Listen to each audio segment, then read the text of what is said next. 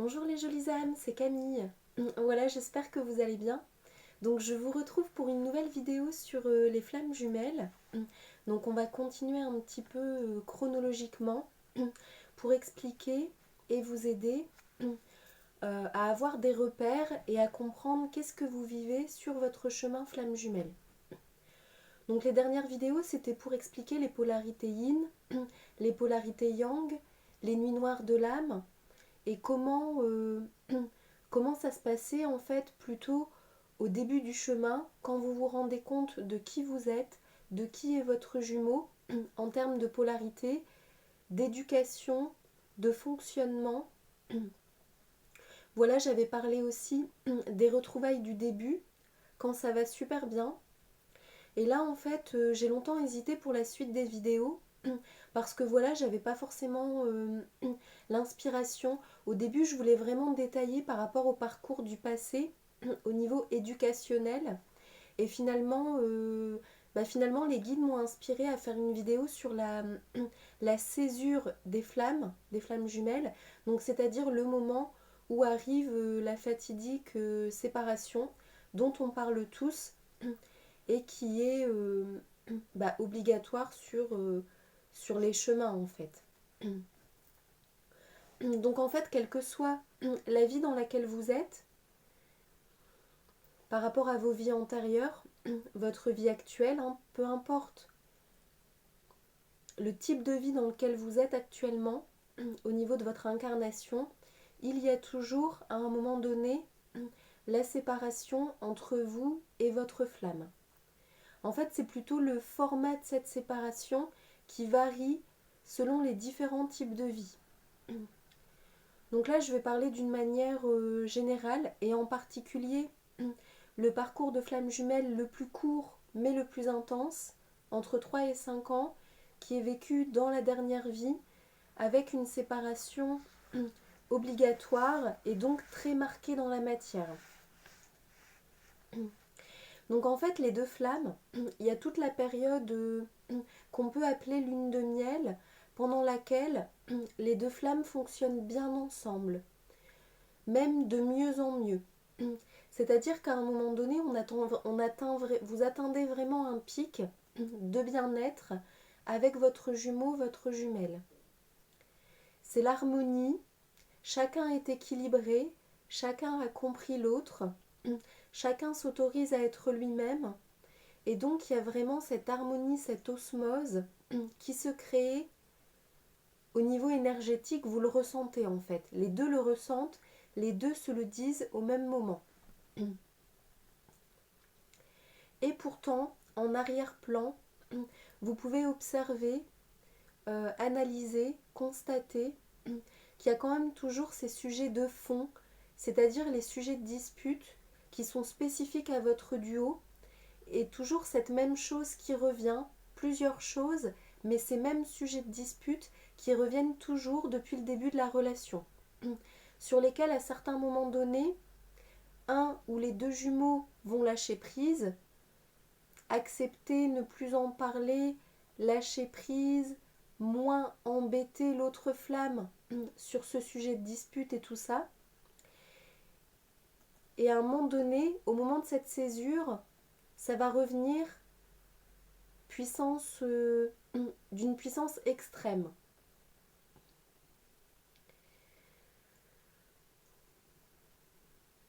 Donc souvent, c'est au bout de 2-3 ans de relation, c'est cet écart en fait qui devient trop important entre les deux flammes, qui se creuse vraiment de plus en plus. Donc les disputes reviennent et s'intensifient pour ces raisons de fond. Et là, ça prend vraiment trop de place. Ça devient vraiment très difficile de rester dans le compromis, en fait. Alors souvent, puisque les deux jumeaux sont très différents, ça se joue sur des thèmes fondamentaux. Donc la liberté chez l'un, la volonté d'engagement chez l'autre, la planification chez l'un et le côté plutôt vivre à l'instantané, dans le présent, sur le moment, chez l'autre. Donc celui qui planifie, lui, il aime bien prévoir à long terme et aussi le quotidien, organiser, planifier. Il y en a aussi un qui est plus sur les obligations, les responsabilités, et l'autre qui est davantage sur l'amusement, l'enfant intérieur, les plaisirs de la vie, profiter de la vie. Un qui est sur le travail, l'autre peut-être sur les vacances. Ça se joue vraiment à des niveaux différents de cette manière-là en fait. Un qui est peut-être par exemple beaucoup sujet à la pression extérieure, les parents, un ex-conjoint, des choses à réaliser dans la matière, avec peut-être des organismes, des associations au niveau sociétal, personnel, peut-être la vente d'une maison, un divorce, des papiers, des choses comme ça, un ex-conjoint, des enfants à gérer, une pression extérieure. Et l'autre qui en miroir s'autorise vraiment à être libre de tout et à être affranchi. C'est-à-dire que l'autre jumeau se donne cette liberté et peut même aller jusqu'à ne plus parler à certains proches, certains membres de sa famille, à quitter son travail, quitter son lieu de vie. Vraiment entre cette pression, je réponds aux exigences extérieures, et l'autre, je suis libre à l'intérieur de moi, et donc je suis affranchie à l'extérieur. Voilà, donc ça c'est des exemples.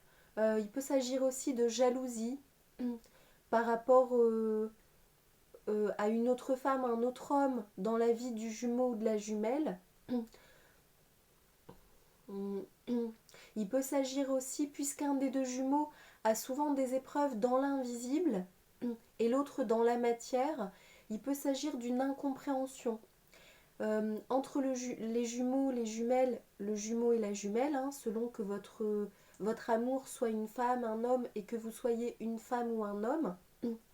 Et donc entre les jumeaux, l'un peut aller davantage vers le spirituel et l'autre être effrayé, ne pas comprendre, lui dire tu vas trop loin, tu me fais peur, ce genre de choses.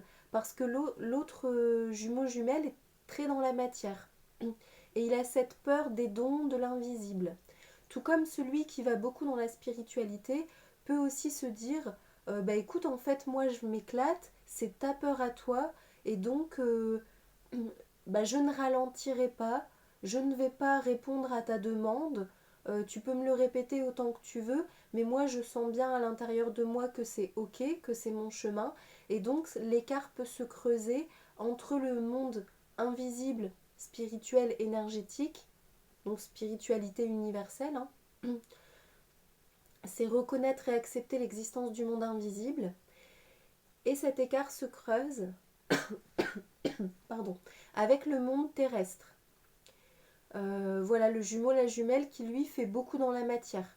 Beaucoup pour lui dans la matière. Après, ça peut être aussi à un niveau où l'un des deux dans le couple veut sortir, rencontrer des personnes à l'extérieur, vivre des expériences humaines au niveau professionnel, social, vraiment à l'extérieur. Et l'autre personne dans le couple ne comprend pas parce que cette personne est tournée vers l'amour à l'intérieur du jumeau, ou peut-être vers la vie dans la maison, dans le foyer, dans la relation. Donc voilà, c'est toujours un écart qui se joue en fait en parfait effet miroir sur différents plans et à différents niveaux. Donc il y a des niveaux d'acceptation où les jumeaux sont plus dans l'harmonie, et il y a des niveaux de tension où les jumeaux sont en conflit. Voilà, ils deviennent en conflit. Donc du coup, il y a vraiment ce pic auquel les jumeaux ressentent l'osmose ensemble, et en même temps ces disputes de fond qui vont reprendre le dessus.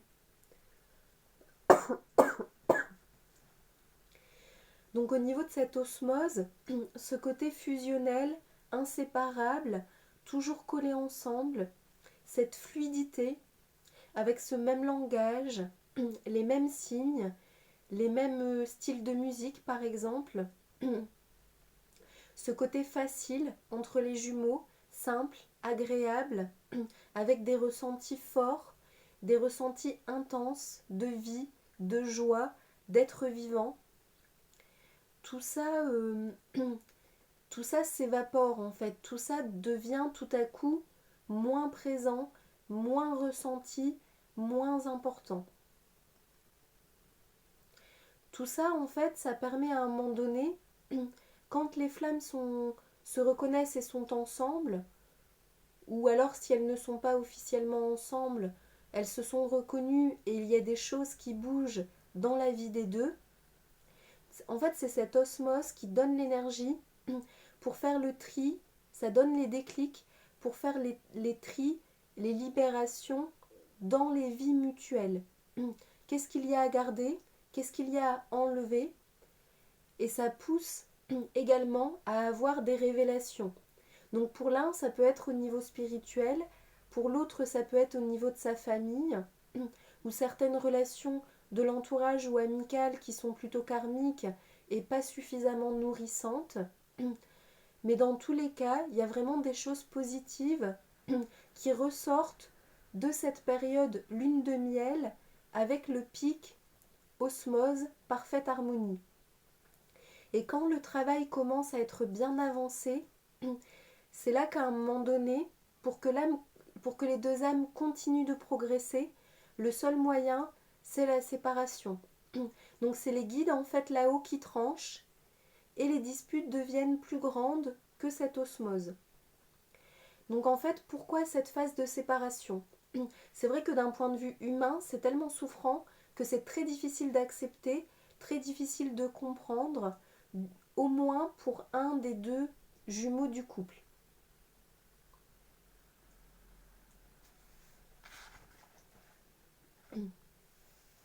Donc en fait, cette phase de séparation, elle va vraiment pousser les deux jumeaux à traverser leur peur par rapport à leur couple, par rapport à leur propre vie dans tous les domaines. Familial, relationnel, amical, sociétal, financier, sa propre valeur de soi, sa place dans le monde, la gestion de sa vie quotidienne, la gestion de ses dons, la capacité à se créer un avenir, à se projeter dans l'avenir, la capacité à être dans l'abondance. Voilà le fait de se respecter, de s'aimer, de pardonner, d'avancer, de dépasser ses propres difficultés. C'est vraiment le but. Et donc en fait, les guides vous font traverser vos peurs. Donc d'un duo à un autre, les peurs ne sont pas les mêmes au niveau personnel et au niveau du duo, au niveau du couple. Cette séparation vient permettre de traverser ces peurs. Parce que par exemple, si vous avez la blessure de trahison, voilà que votre jumeau ou jumelle serait avec quelqu'un d'autre, comment vous faire traverser cette peur si vous êtes toujours dans une relation épanouie avec votre jumeau, votre jumelle, à vous dire des mots d'amour, vous envoyer des SMS et être toujours collés ensemble. C'est pas possible en fait. Donc les guides, ils sont obligés de faire revivre des situations d'abandon, de trahison, d'humiliation, de rejet, d'injustice, aussi dans la relation, dans le couple, dans le duo, flamme jumelle, au moment de la séparation.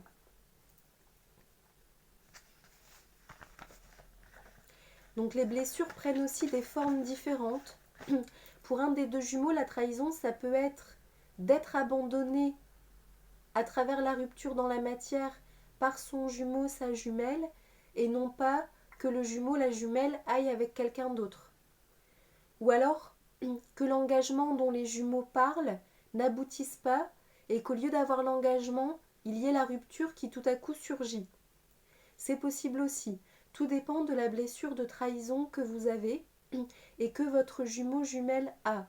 Donc pareil pour les autres blessures que je viens d'expliquer, tout est vraiment spécifique pour chaque personne, pour chaque duo, aussi selon le karma du duo, en lien aux vies antérieures, avec les nœuds karmiques et le nœud karmique originel. Donc tout ça, j'expliquerai dans une autre vidéo. Alors, qu'est-ce que je peux vous dire par rapport à cette séparation? Alors, chez énormément de personnes, la séparation avec le jumeau, la jumelle, vient réveiller des choses de l'ordre, des souffrances de l'ordre... Pardon. J'ai la voix un petit peu fragile en ce moment. Donc, des choses de l'ordre de la solitude,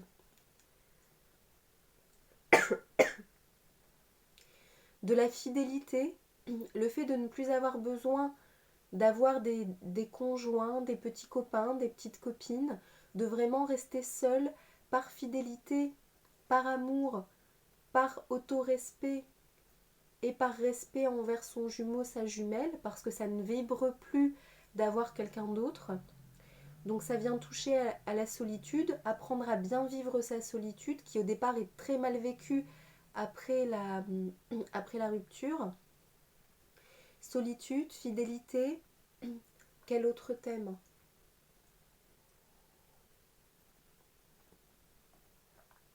La valeur de soi aussi, le fait d'être capable de gérer, de survivre, de surmonter sans l'être aimé, sans savoir comment il va, ce qu'il, elle, fait, ce qu'il, elle, pense. Souvent, c'est beaucoup la blessure de rejet qui devient vraiment rejet et abandon qui devient vraiment très difficile pour l'un. À un moment donné, pendant la séparation, ça devient très lourd à porter. Voilà, donc la blessure de rejet, c'est aussi un risque. Il faut dire la vérité, hein, au niveau des envies aussi de suicide. Donc c'est vraiment quelque chose de très lourd à traverser, cette rupture. Euh, la personne peut être dans l'abandon total, aussi se négliger hein, physiquement, au niveau vestimentaire, au niveau de sa maison. La personne peut aussi être amenée à aller dans un autre endroit géographique.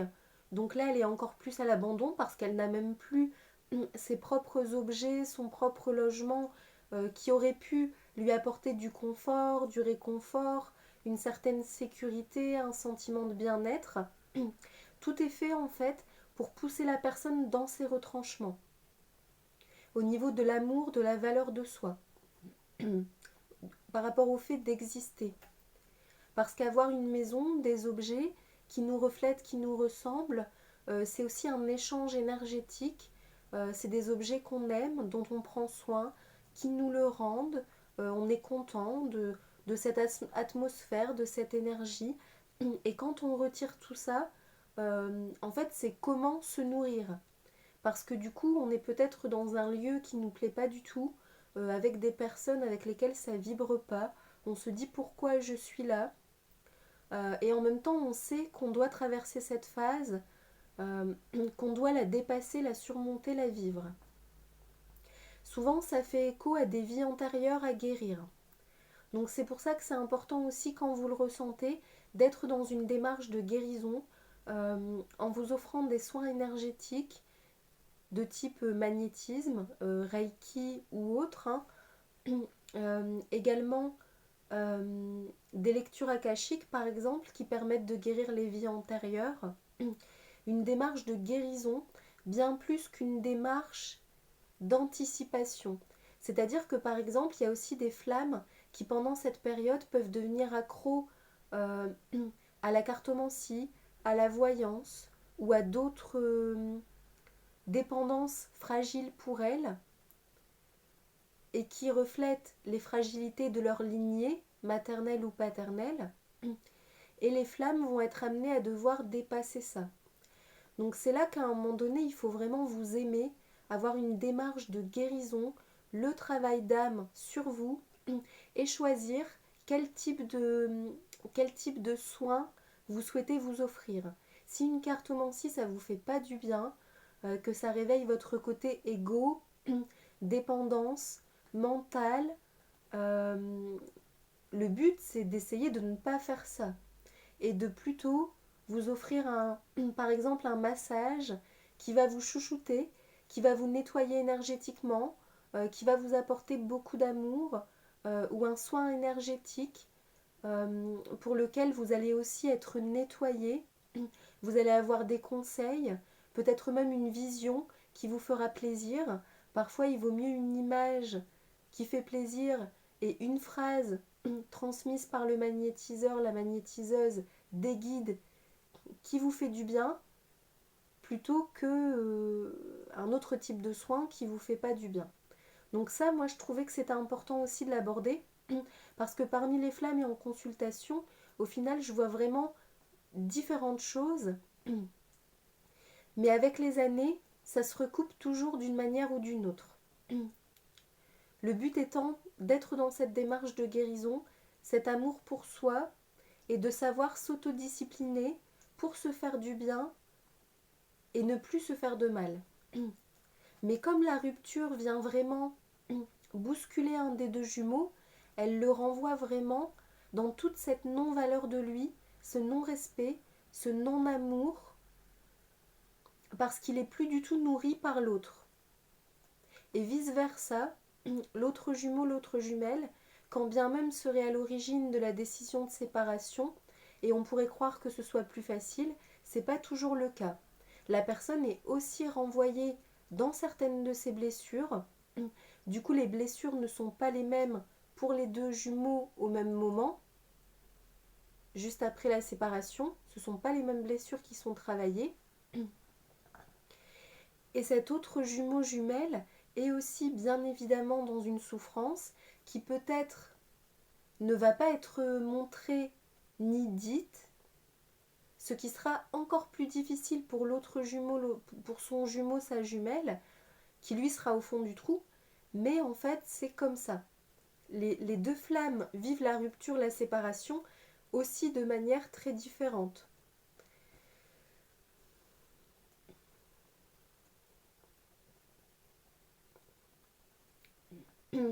À un moment donné, quand vous vous sentez mieux, les guides recommencent à vous transmettre des messages pendant cette phase de séparation par rapport à votre fin de parcours, pour vous aider à tenir jusqu'à la fin de parcours, pour aller vers cette réunion et cette fusion.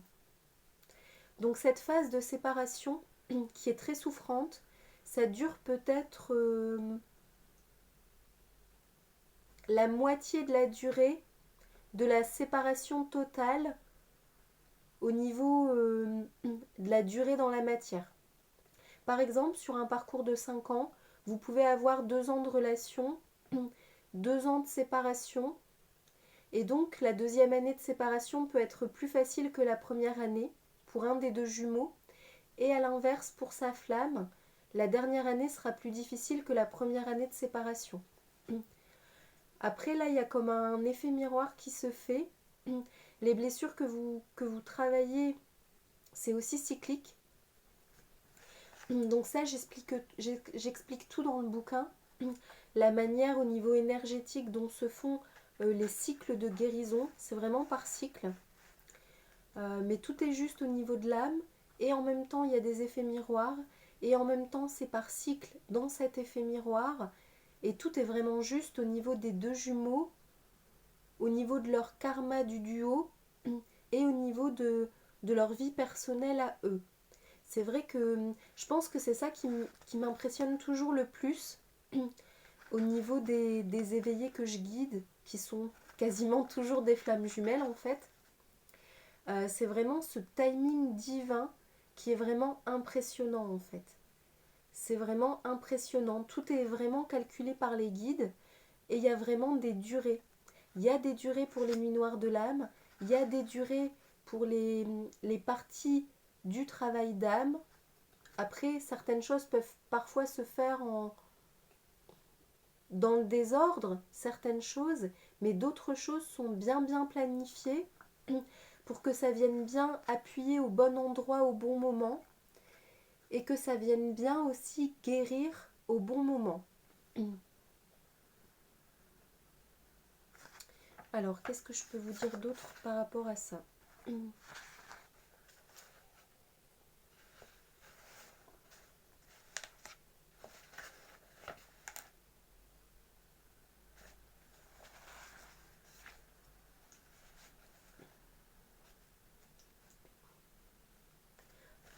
La séparation avec la flamme jumelle est bien plus douloureuse et difficile que la séparation avec l'âme jumelle.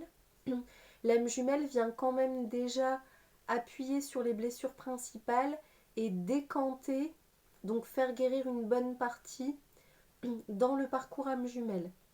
Potentiellement, vous allez revivre globalement la même chose au niveau de vos blessures avec votre flamme jumelle que ce que vous avez vécu avec votre âme jumelle. Tout simplement parce que vos blessures d'enfance et d'âme sont les mêmes. Voilà. Si par exemple c'est être sans réponse, sans nouvelles, si c'est par exemple voir le jumeau, la jumelle, par exemple au travail ou dans votre quartier ou dans une association, une activité sociétale et que la personne ne vous parle pas du tout, vous ignore ou que vous avez l'impression d'être humilié en public, ce genre de choses, que la personne vous évite aussi, eh bien ça vient appuyer sur les blessures correspondantes. Humiliation, injustice, rejet, c'est propre à chacun.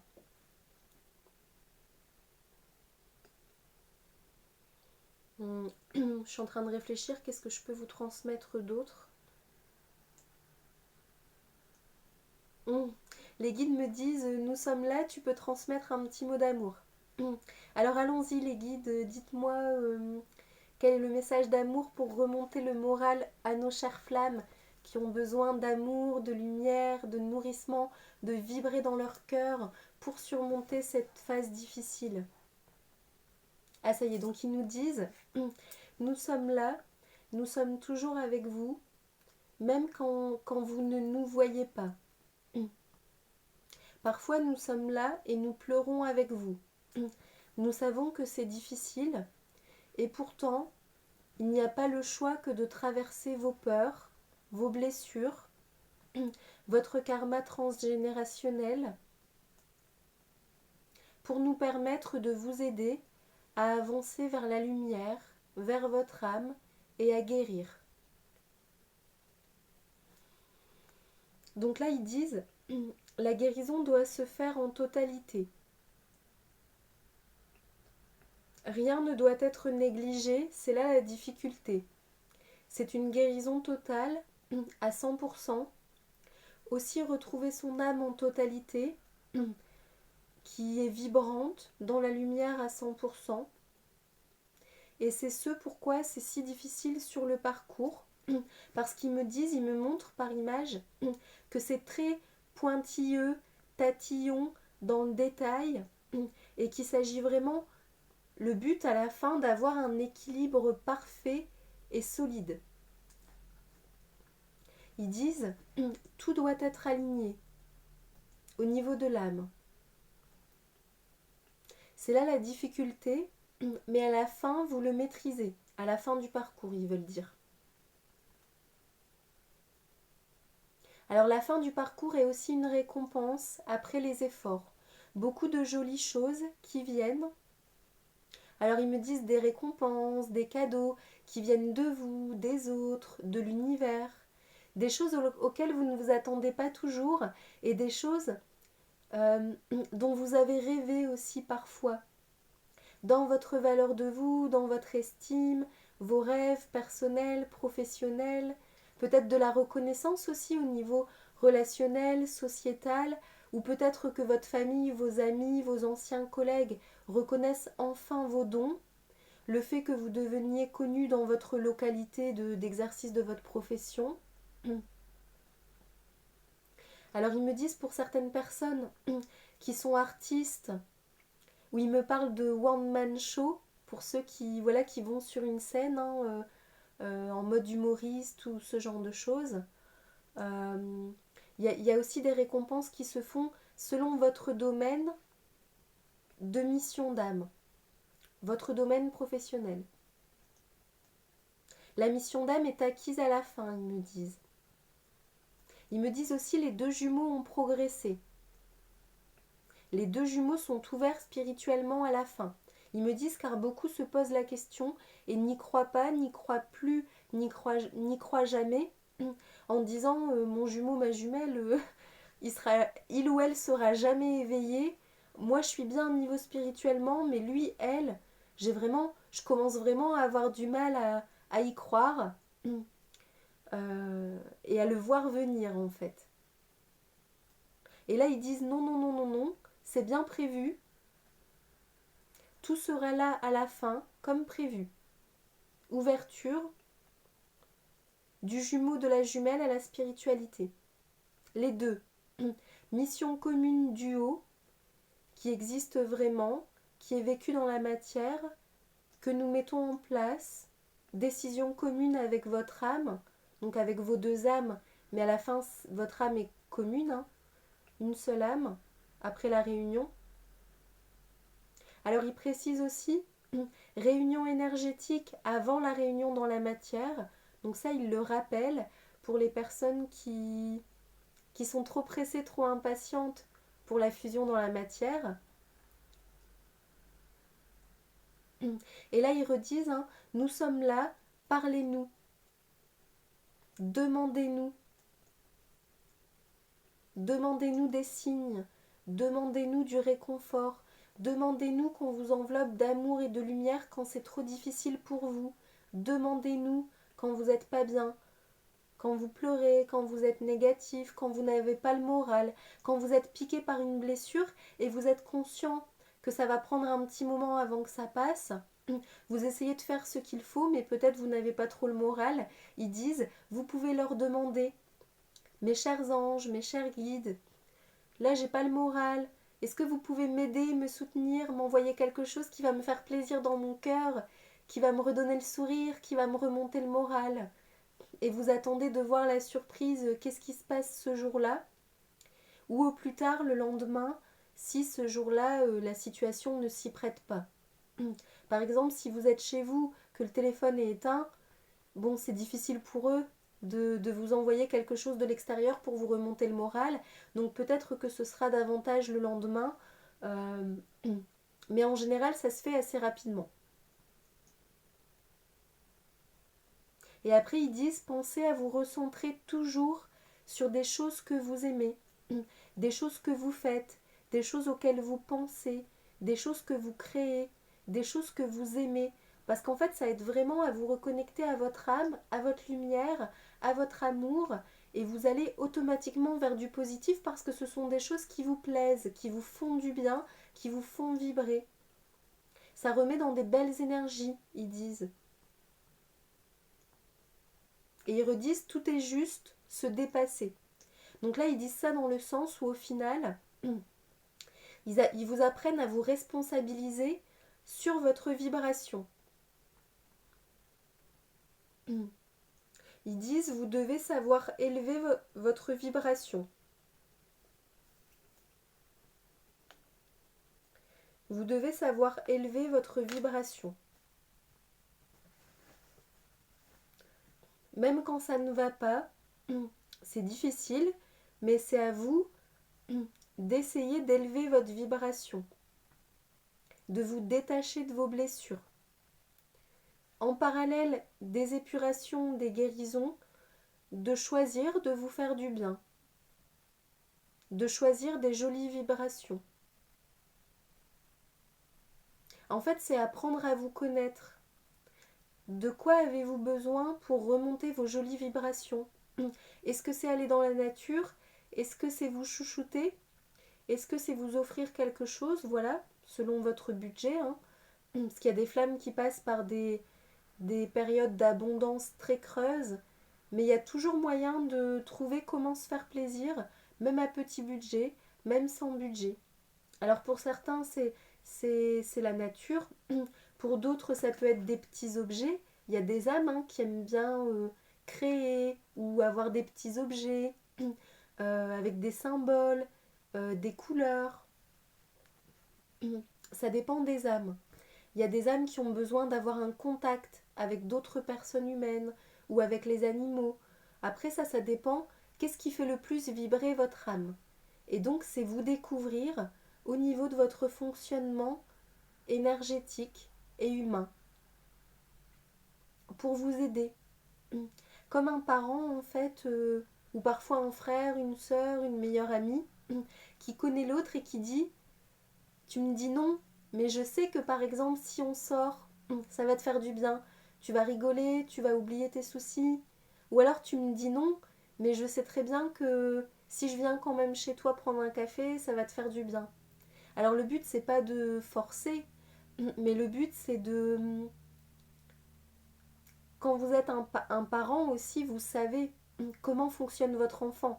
Quand est-ce qu'il faut le laisser tranquille, quand est-ce qu'il faut lui faire un sourire au bon moment, qu'est-ce que vous pouvez faire pour lui remonter le moral. Est-ce que c'est cuisiner un bon plat? Est-ce que c'est lui dire allez vas-y mets ton manteau, on va prendre l'air, ça va te faire du bien.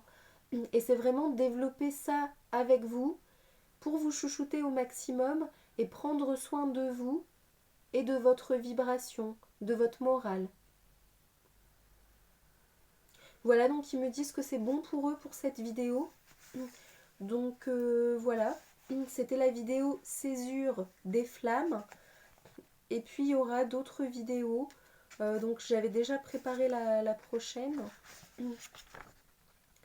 La prochaine ce sera certainement, si je ne change pas d'avis avec les guides entre deux, selon inspiration. Mais ce que j'avais préparé c'était détailler un peu la fin de parcours. Alors je trouve ça pertinent de la faire après la césure parce que du coup en écoutant les deux vidéos vous pouvez vraiment pardon, vraiment voir la césure quand ça fait mal là où vous en êtes et la fin de parcours comment vous êtes censé vous sentir et donc vous allez voir l'écart entre le pire moment et le meilleur moment, comment vous avez progressé, évolué. Et pour les personnes qui sont pendant cette séparation, qui sont au cours de en cours, enfin voilà, la séparation est en cours, ça vous permettra d'avoir des repères et de savoir où vous en êtes par rapport à la césure et par rapport à la fin de parcours.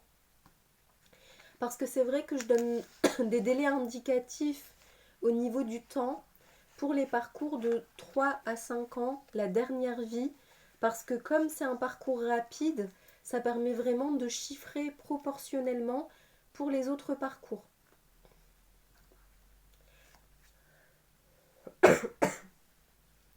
Donc la deuxième moitié temporelle de la séparation, vous vous sentez mieux. Et le dernier tiers, vous vous sentez beaucoup mieux. Donc après, si votre parcours dure 7 ans, il faut regarder la durée de la relation, la durée de la séparation. Si votre parcours dure 15 ans, il faut tout regarder proportionnellement. Donc après, c'est à vous de mesurer en fait. J'avoue que, voilà, moi quand j'ai des clients sur des parcours plus longs, je ne vais pas leur demander tout l'historique de leur relation et commencer à tout calculer. Parce que dans leur perception, ça change aussi et que tout le monde n'a pas cet état d'esprit observation, analyse, de chiffrer, mesurer. Il y a aussi des personnes qui en écoutant les vidéos, ça les intéresse pas forcément. Souvent c'est le jumeau, la jumelle qui a une blessure sur le temps, le fait d'attendre, le temps, la durée, qui est très analytique au niveau du timing temporel.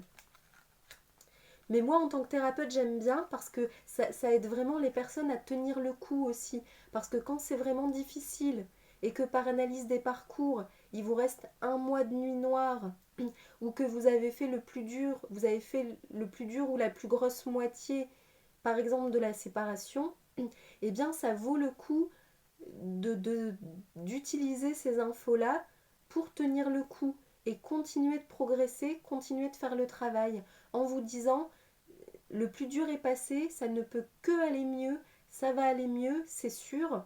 Les parcours sont faits comme ça, donc ça vous donne un petit coup de pouce en fait, un petit coup de pied aux fesses pour dire allez, là j'en ai marre sur les guérisons, c'est vrai que c'est difficile, mais j'y vais. Là j'y vais. Je remets un petit coup d'accélérateur en fait, un petit coup de... Je me remotive.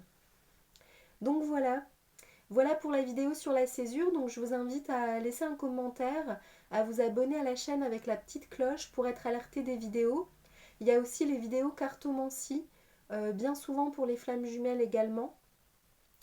Et puis voilà, ça me fera plaisir de voir les abonnés et de voir les commentaires. Donc voilà, au grand plaisir de vous retrouver dans une prochaine vidéo. Et je vous dis à bientôt les jolies âmes, bye bye. Et pour ceux qui souhaitent, le livre est disponible dans ma boutique ou sur Amazon, amazon.fr. Révélation flamme jumelle de Camille Delzongle. Et dans la boutique, c'est www.junon, Junon, énergie au singulier, @gmail.com. Et le tiret, c'est bien le tiret du 6. Voilà, www.junon-énergie.fr. À bientôt les jolies âmes, prenez soin de vous. Bye bye.